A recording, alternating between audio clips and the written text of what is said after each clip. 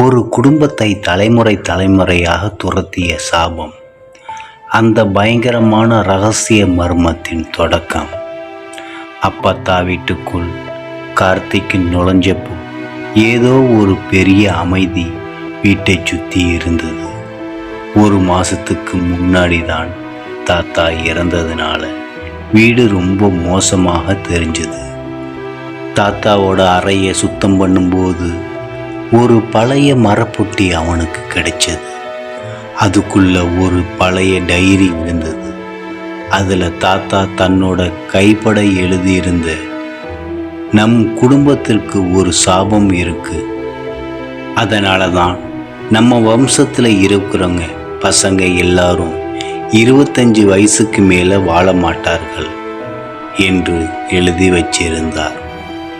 கார்த்திக் குழப்பத்தோடு இருக்கும்போது அவனோட ஃபோன் அடித்தது.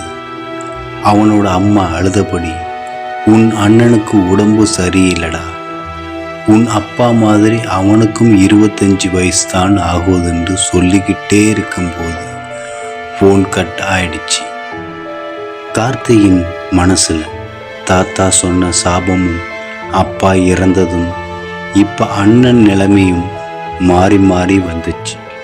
இது வெறும் தற்செயல் இல்லை, இது நம்ம குடும்பத்திற்கு உள்ள சாபம் என்று புரிந்து கொண்டான். கார்த்திக் குழப்பத்துடன் மீண்டும் அந்த டைரியை படிக்க ஆரம்பித்தான்.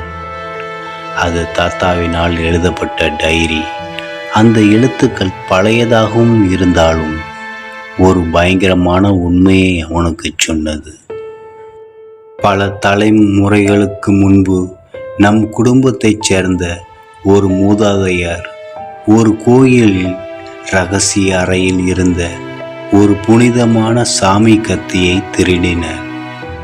அந்த கத்திக்கு ஆன்மாக்களை கட்டுப்படுத்தும் ஒரு சக்தி இருந்தது. இந்த கத்தியை பாதுகாக்க வேண்டிய கோயிலின் பாதுகாவலர் அந்த கத்தி திருடு போனதால் கடும் கோபம் அடைந்தார்.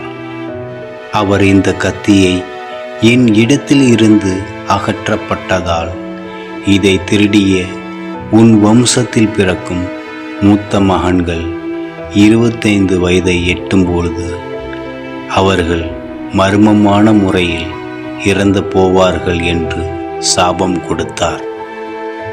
ஆனால் அந்த கத்தியை மீண்டும் அது இருந்த அதே சிவந்த மண்ணில் புதைத்தால் மட்டும் சாபம் நீங்கும் என்ற ஒரு இரகசியத்தையும் அவர்கள் சொல்லி சென்றனர்.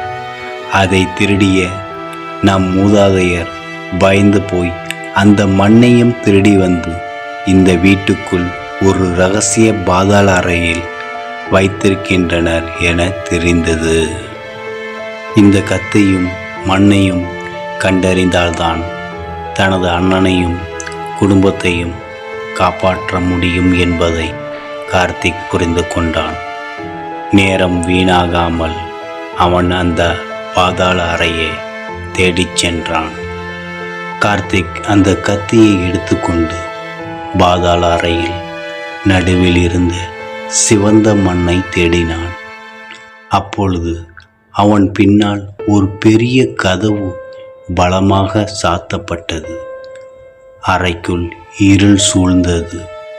திடீரென ஒரு கருப்பான உருவம் அவனை சூழ்ந்தது. அந்த உருவம் அவனது கழுத்தை நெரிக்க ஆரம்பித்தது. அது சாபத்தின் ஆன்மா. இந்த சாபத்தை நீ முறியடிக்க முடியாது. உன் குடும்பத்தை அழிப்பதைப் போல உன்னையும் சாவடிப்பேன் என்று அது பயங்கரமாக கத்தியது. கார்த்திக் மூச்சு திணறியபடி போராடினான். சாபத்தின் சக்தி அவன் உடலை பலவீனப்படுத்தியது. ஆனால் அவனது அண்ணனின் முகம் அவன் கண்ணுக்குள் வந்து போனது. என் அண்ணனையும் குடும்பத்தையும் காப்பாற்ற வேண்டும் என்ற எண்ணம் அவனுக்குள் ஒரு புதிய பலத்தை கொடுத்தது. தனது கையில் இருந்த கத்தியை இறுக்கமாக பிடித்தபடி அந்த உருவத்துடன் சண்டை போட்டான். கடைசியில் அந்த உருவத்தின் பிடியிலிருந்து விடுபட்டு கார்த்திக் வேகமாக மண்ணை தேடினான். அங்கிருந்த ஒரு பாறையின் அடியில் சிவந்த மண் இருப்பதை அவன் கண்டான். ஒரு நொடி கூட தயங்காமல் அந்த புனிதமான கத்தியை அந்த சிவந்த மண்ணில் ஆழமாக புதைத்தான். கத்திய மண்ணில் புதைச்சதும் அந்த ரூமுக்குள்ள ஒரு பெரிய வெளிச்சம் வந்துச்சு. கருப்பாயிருந்த அந்த நிழல் பயங்கரமாக கத்திக்கிட்டு காணாம போச்சு. கார்த்திக்கின் உடம்புல இருந்து சாபத்தோட தாக்கம் போயிடுச்சு. அவன் ஒரு நிம்மதி பெருமூச்சு விட்டான். அவன் அந்த ரூமை விட்டு வெளியே வந்து நடந்த எல்லாவற்றையும் அம்மா கிட்ட சொன்னான்.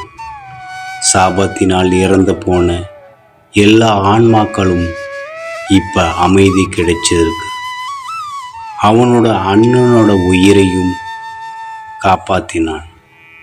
தலைமுறை தலைமுறையாக துரத்தின சாபத்தை கார்த்திக் ஒருத்தன் தனித்து நின்று முறியடித்தான். அந்த குடும்பமும் அந்த வீடும் இப்ப நிம்மதியாய் இருந்தது. ஓகே ஃப்ரெண்ட்ஸ், இந்த கதையை பற்றி உங்களுடைய கருத்துக்களை சொல்லுங்கள். மறக்காமல் நம்ம சேனலை சப்ஸ்கிரைப் பண்ணி வச்சுங்க. மீண்டும் சந்திப்போம். நன்றி, வணக்கம்.